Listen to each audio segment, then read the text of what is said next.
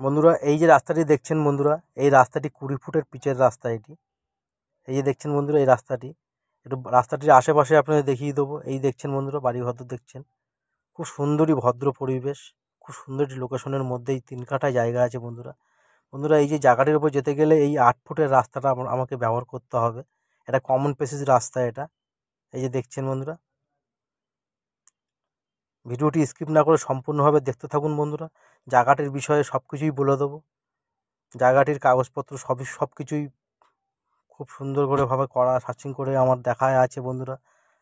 কোনো রকমের গণ্ডগোল নেই, রেকর্ড টু রেকর্ড জায়গা বন্ধুরা। এই জায়গাটির ওপরে আপনি সোনারপুর থেকেও আসতে পারেন, চাম্পাহাটি থেকেও আসতে পারেন বন্ধুরা। চাম্পাহাটি থেকে আসলে আপনাকে নামতে হবে হচ্ছে জগন্নাথ মন্দিরের কাছে। জগন্নাথ মন্দির থেকে আপনি যদি জায়গাটির ওপরে হেঁটে আসেন 5 থেকে 10 মিনিট টাইম লাগবে। আপনি সোনারপুর থেকে আসলে আপনি তেমাতা নামতে পারেন, যে ইস্পাত যে হসপিটালটি আছে নার্সিংহোমটি, ওখানে নামলেও হবে।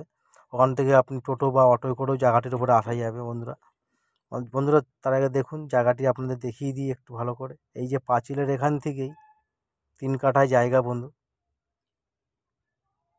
এই 3 কাঠা জায়গায় বন্ধুরা এই যে হাইল্যান্ড জায়গা আছে বন্ধুরা। এইগুলো দেখছেন, এগুলো কলমের পকেট কাটা আছে বন্ধুরা।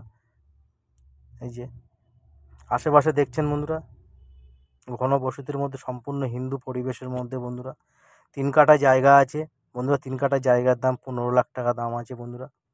বন্ধুরা এই যে দেখছেন, আর একবার বলে দিই 3 কাঠা জায়গা আছে, 3 কাঠা নিলে 3 কাঠা জায়গায় নিতে হবে বন্ধুরা। 15 লাখ টাকা দাম আছে জায়গাটির, খুব সুন্দর এই লোকেশনের মধ্যে।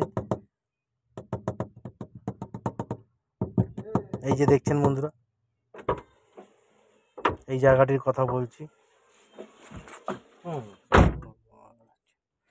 এই যে বন্ধুরা, এই যে জায়গাটির ওপর থেকে মেন রাস্তা দেখছেন, এই যে এই সামনে যে মেন রাস্তা, এটি মেন রাস্তা।